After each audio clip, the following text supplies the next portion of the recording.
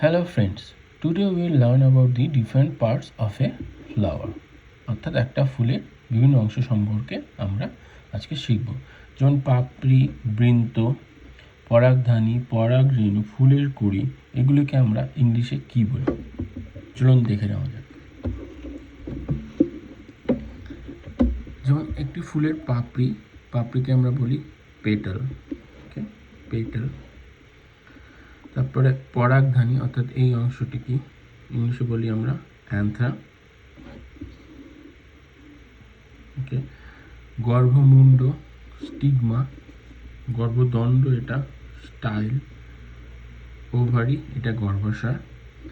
যে বৃন্ত ইংলিশে বলি আমরা সেপাল, আর পুষ্পাধার রিসেপ্টাকেল, আর এটা আছে পরাগযষ্টি, একে বলি আমরা ফিলামেন্ট। ঠিক আছে, তাহলে আমরা কি কি শিখতে পারলাম দেখে নিই। পাপড়িকে আমরা কি বলছি ইংলিশে? পেটাল। বৃন্ত সেপাল। পরাগধানী অ্যান্থার,